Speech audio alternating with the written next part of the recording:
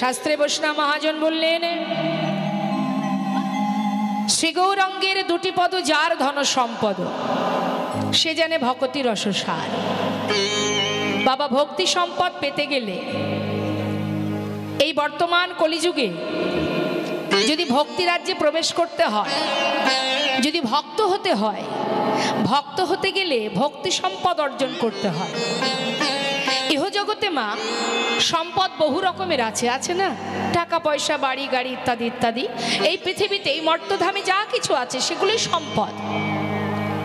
কিন্তু এই যে সম্পদ, ইহজগতের যে সম্পদ, যার পিছনে আমরা অহরহ ছুটে বেড়াচ্ছি, এই যে সম্পদ, এই সম্পদের মালিক আমরা কি? কি মনে হয়? আমরা তো মালিক নই। আমাদের ভাগ্যে যতটুকু ভগবান দিয়েছেন সেটুকু দেখাশোনা করার দায়িত্ব আমাদের। আজ আমি আছি, দেখাশোনা করছি, আমি যখন থাকবো না তখন আরেকজন সেই আসনে এসে বসবে। হরি বল, হরি বল। অর্থাৎ আগেও আপনার ছিল না, পরেও আপনার থাকবে না। সম্পদ সম্পদের জায়গায় থাকবে, শুধুমাত্র যে দেখাশোনা করছে অর্থাৎ ম্যানেজারি করছে যে, সে বদলি হবে। তাই তো আগে পিতার ছিল, তিনি নেই তাই আমি হয়েছি, আমি ম্যানেজারি করছি, মালিকানা করছি। আমি যখন থাকবো না আর একজন এসে বসবে। তাহলে ইহজগতের কোনো সম্পদই কিন্তু আমার নয়। এই যে দেহটা, এটা কি আমার? হরে কৃষ্ণ। এই দেহটাও তো আমার নয়, এটা আজ আছে কাল থাকবে না। দেখবেন এই যে দেহটা শিশুকাল থেকে বৃদ্ধ পর্যন্ত আমরা আমাদের শরীরের জন্য অনেক রকমের ট্রিটমেন্ট করি, তাই না মা?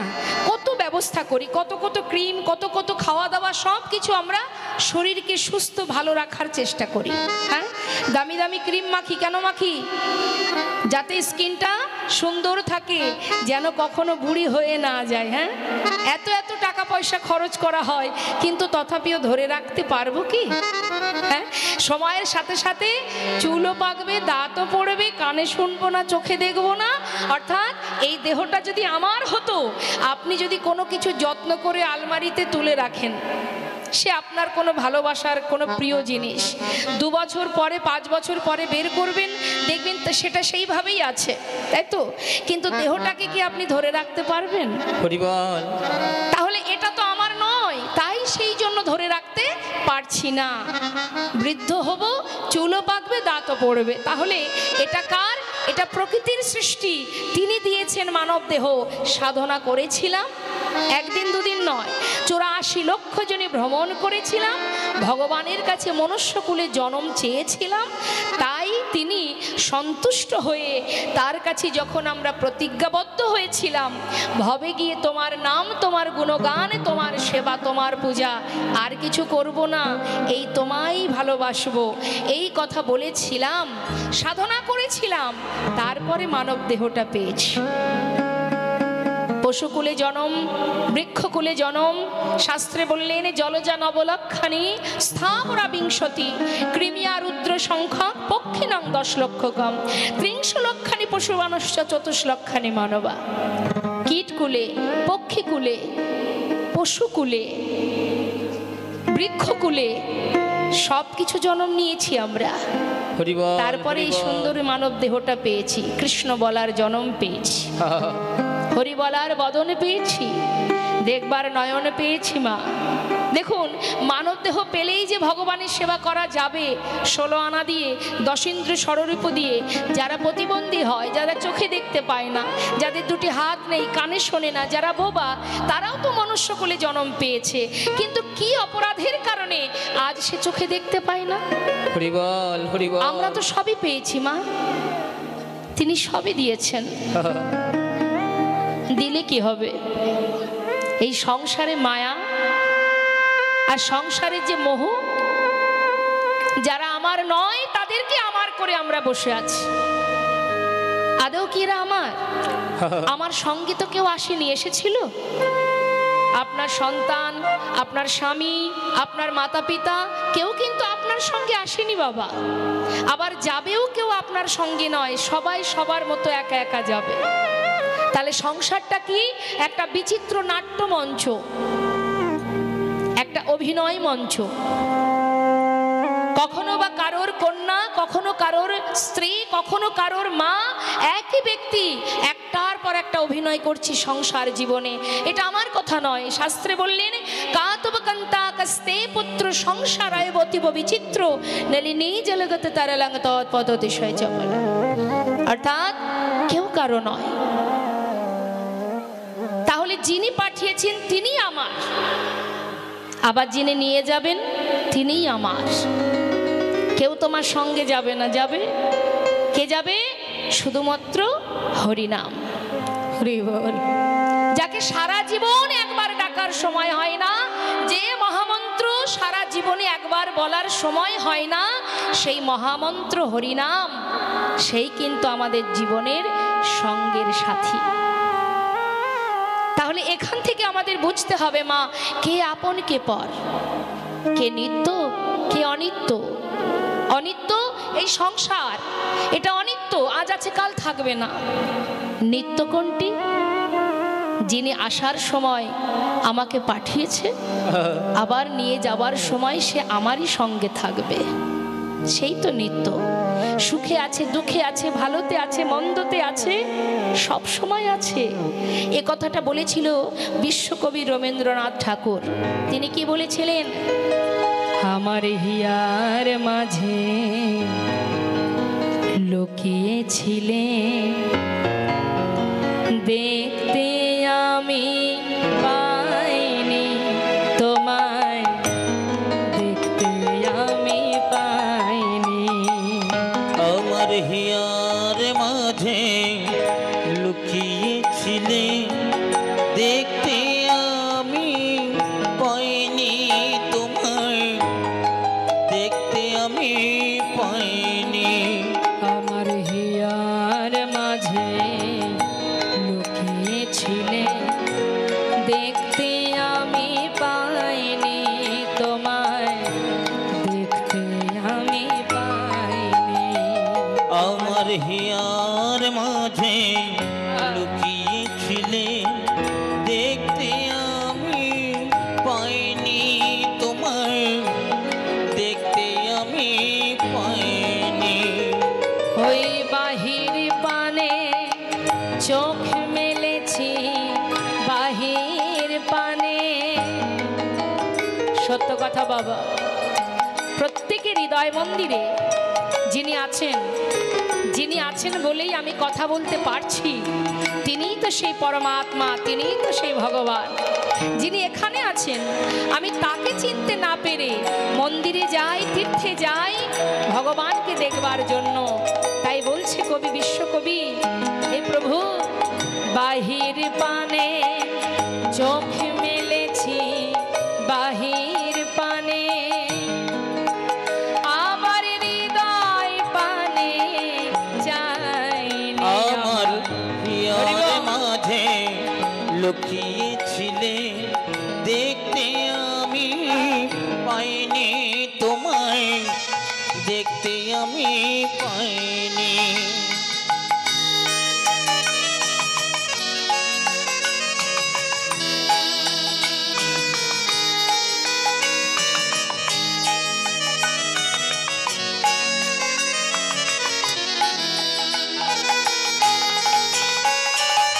আমার সকল ভালোবাসা, সকল আঘাত, সকল আশায়, আমার সকল ভালোবাসায়, সকল আঘাত, সকল আশায়। কত সুন্দর কথা মা।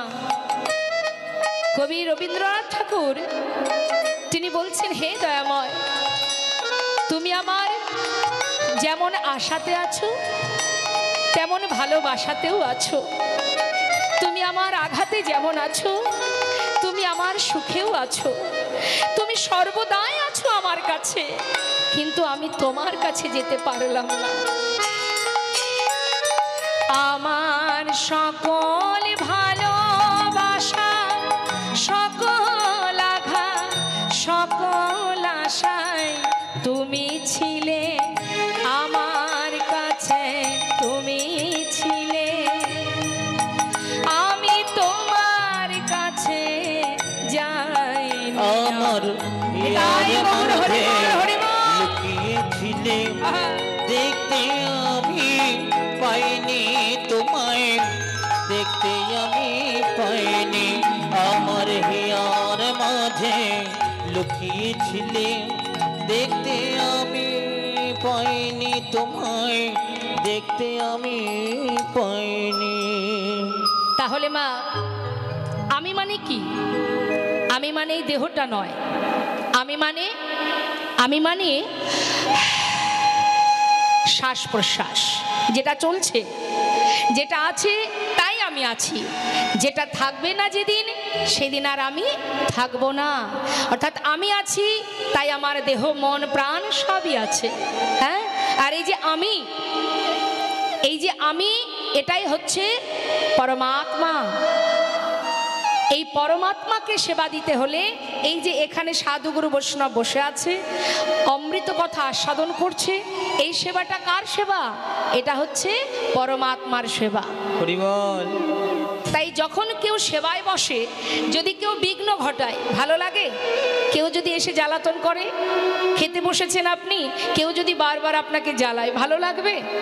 তখন আপনি কি বলবেন? বাবা একটু শান্তি করে খেতে দে না, তাই তো? ঠিক তদ্রূপ যখনই অমৃত কথা, ভাগবত কথা, কৃষ্ণ কথা শ্রবণে আমরা বসবো, জানতে হবে মা এটা আমার পরমাত্মার সেবা, তাই সেবায় যেন বিঘ্ন না ঘটে। হ্যাঁ, এই জগতে বৈষ্ণব মহাজন বললেন, যদি তুমি সম্পদ ভাবো, একমাত্র তোমার নিজের সম্পদ, সেটা কি? গৌর হরির যুগল চরণ। হরি বল, হরি বল। নবদ্বীপে কে কে গেছেন একটু হাত তুলে দেখান। এক হাত কেন? আরেকটা হাত কোন দেখি, তুলুন তুলুন। আচ্ছা, গুনে গুনে বলা যাবে, বেশ ভালো কথা। হাতটা নামান দেখি। দীঘায় কে কে গেছেন হাত তুলে দেখান। দীঘায় ঘোরা হয়েছে? হয়নি? আহা কি কপাল। বৃন্দাবনে কে কে গেছেন দেখি একবার। রাধে রাধে, খুব সুন্দর। তা নবদ্বীপচন্দ্র গৌর সুন্দর, রাধা কৃষ্ণ মিলিত তনু গৌর হরি। যদি কেউ যুগল দর্শন করতে চান, নবদ্বীপে চলে যাবেন।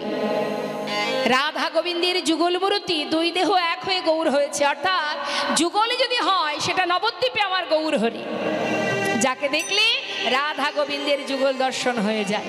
হ্যাঁ, তাই মহাজন বললেন, সম্পদ যদি ভাবতে হয়, গৌর চরণকে সম্পদ মনে করো। তাই বলি এমনটা নয় যে সংসার করব না, সংসার করছেন সবাই, করছি আমরা।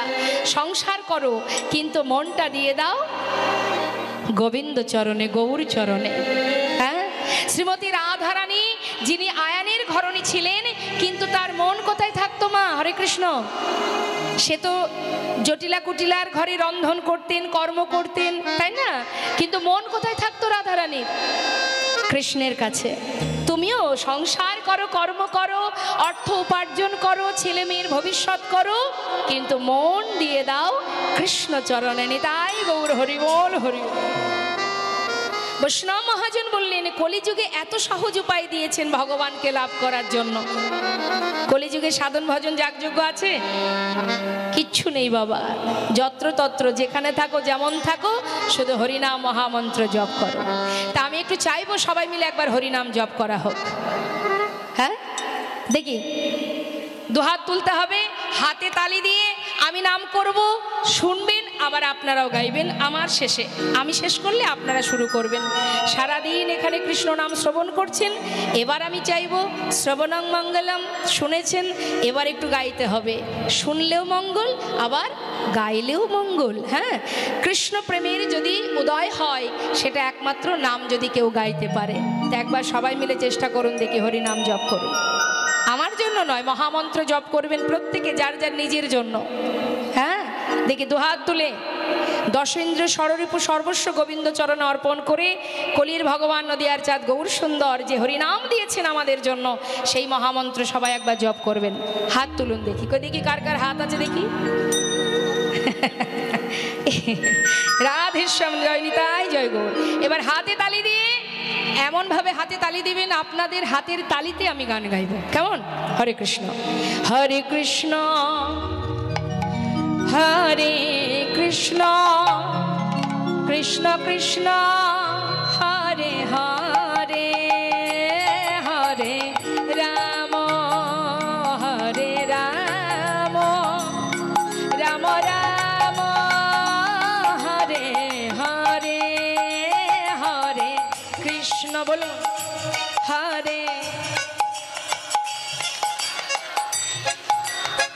বাবা খুব সুন্দর হচ্ছে, এদিক থেকে বাবা হরিব।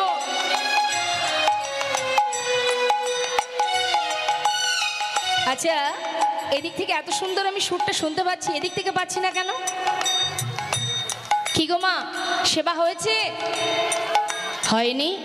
আরেকটু জোরে। হ্যাঁ, এই তো খুব সুন্দর হয়েছে, আরেকবার গাই আমি। হরি বল, হরে কৃষ্ণ, হরে কৃষ্ণ, কৃষ্ণ কৃষ্ণ, হরে হরে, হরে রাম, হরে রাম, রাম রাম, হরে হরে, হরে কৃষ্ণ।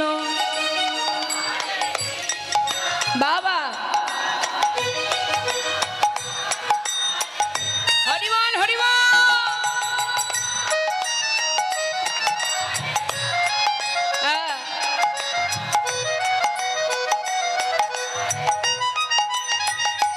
হরে কৃষ্ণ, হরে কৃষ্ণ, কৃষ্ণ কৃষ্ণ, হরে হরে, হরে রাম, হরে রাম, রাম রাম, হরে হরে, হরে কৃষ্ণ।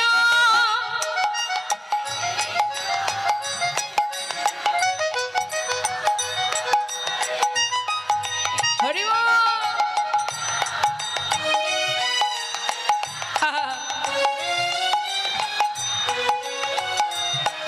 সবাই দুটি বাহু তুলে হরে কৃষ্ণ, হরে কৃষ্ণ, কৃষ্ণ কৃষ্ণ, হরে হরে, হরে রাম, হরে রাম, রাম রাম, হরে হরে, হরে কৃষ্ণ, হরে কৃষ্ণ, কৃষ্ণ কৃষ্ণ, হরে বল, হরে বল। হরে রাম, হরে রাম, রাম রাম, হরে হরে, হরে কৃষ্ণ, হরে কৃষ্ণ, কৃষ্ণ কৃষ্ণ, হরে হরে, হরে রাম, হরে রাম, রাম রাম, হরে হরে। হরের নাম, হরের নাম, হরের নাম এব কেবলম কল নাস্তেব, নাস্তেব, নাস্তেব গতির অন্যথা। কলিযুগে নাম ছাড়া নাহি আর ধর্ম, সর্বধর্ম সার নামে শাস্ত্র মর্ম। অপবিত্র পবিত্র বা সর্ববস্তাঙ্গত পিবা যশরে পুণ্ডরিকাক্ষ সবাজ্য অভ্যন্তর সূচি। অর্থাৎ তুমি সূচি থাকো, অসুচি থাকো, পবিত্র থাকো, অপবিত্র থাকো, যেখানে থাকো যেমন থাকো তাতে কোনো দুঃখ নেই। যেখানে যেমন অবস্থায় থাকো না কেন, সেই অবস্থায় যদি তুমি বসে বসে মহামন্ত্র জপ করো, সেই মুহূর্তেই তোমার ভিতর বাহির পবিত্র হয়ে উঠবে। নিতাই গৌর, হরি বল, হরি বল। অন্যান্য যুগে ভগবানকে পেতে গেলে যাগ যজ্ঞ করতে হতো মা। এবার মনে করুন ভগবানকে পাওয়ার জন্য যদি যজ্ঞ করতে হয়, বাড়িতে যদি একটা যজ্ঞ দেন আপনি, তার জন্য কতদিন আগে থেকে চিন্তা ভাবনা করতে হয়। তার ব্যবস্থা নিতে গেলে 2-3 মাস আগে থেকে ভাবতে হয়, 6 মাস আগে থেকে। কিন্তু কলিযুগে কোনো কিচ্ছু করতে হবে না, শুধু হরিনাম করো। সময় তো খুব কম, তাই না মা? কেউ আমরা বলতে পারবো না যে আজকে আছি একটু পরেও থাকবো। তাহলে এত কম সময়ের মধ্যে রাজা পরীক্ষিত 7 দিনে যদি গোবিন্দ চরণ লাভ করতে পারে, তাহলে আমি আপনি আমরা কেন পারবো না? বৈষ্ণব মহাজন বললেন, যদি কেউ হরিনাম শ্রবণ করে তাতে মঙ্গল, শুনলেও মঙ্গল। কিন্তু নাম যদি কেউ শোনে, এই যে সাউন্ডের মাধ্যমে হরিনাম প্রচার হচ্ছে, যতদূর পর্যন্ত এই হরিনাম সাউন্ডের মাধ্যম দিয়ে যাচ্ছে বাবা, ততদূর পর্যন্ত জীবের কল্যাণ হচ্ছে। যদি কেউ শোনে তাতেও কল্যাণ, তাতেও মঙ্গল, শুনলেও কিন্তু উপকার আছে, আছে না? যেমন একটা প্রমাণ দিই, শুনলে তার মঙ্গল কি? হরে কৃষ্ণ বাবা, যারা টক খেতে ভালোবাসে, টক টক, হ্যাঁ, তোমা যদি মনে করুন তার সামনে আপনি টক বিষয়ে কোনো কথা বলেন, তেঁতুল বা যা কিছু, দেখবেন 1 2 3 4 বার বলবেন, বলতে বলতে দেখবেন সেই ব্যক্তি, সে তো শুনছে, তার কিন্তু জিহ্বায় জল চলে আসবে, কি তাই কি না? তাহলে সে তো খাচ্ছে না, শুনছে, শোনা মাত্রই তার জিহ্বায় জল। বলছেন আপনি আমার জিহ্বায় জল, তার মানে কি? শুনলেও তার একটা ক্রিয়া আছে, তার একটা গুণ আছে। শাস্ত্রে বললেন হরিনাম যদি কেউ শ্রবণ করে তারও একটা ক্রিয়া আছে। সেটা কি? মহাজন আরো দৃষ্টান্ত দিয়ে বললেন, হেলায় বা শ্রদ্ধায় যেবা নাম লয়। মনে করুন ভক্তি সহকারে নয়, শ্রদ্ধার সহিত নয়, অনিচ্ছাকৃত হরিনাম কানে ঢুকছে, ইচ্ছা নেই, ভালো লাগে না, নাস্তিক ব্যক্তি, কিন্তু কানে যাচ্ছে হরিনাম। মহাজন বললেন, হেলায় বা শ্রদ্ধায় যেবা নাম লয়, ক্রমে ক্রমে কৃষ্ণ ভক্তির হয় উপচয়, নিতাই গৌর হরি বল। অর্থাৎ শুনলেও তার ক্রিয়া আছে। তাই মহাজন পদাবলিতে বলছেন, ওগো, যদি কেউ হরিনাম শোনে তার কি হবে জানো? যে মহাজনের পদাবলী আজ আপনাদের সামনে আমি পরিবেশন করছি, সেই মহাজনের নাম আমরা শেষে শুনব। তিনি যে কথাগুলো বলেছেন, এত সুন্দর কথা। মা কি বলছেন? শ্রী গৌরাঙ্গের মধুর লীলা,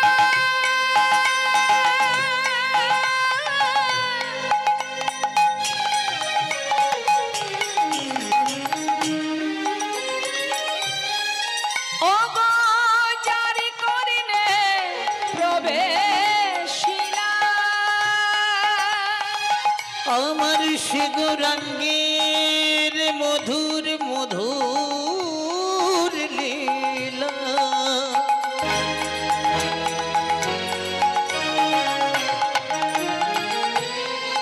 ও গো যার করনে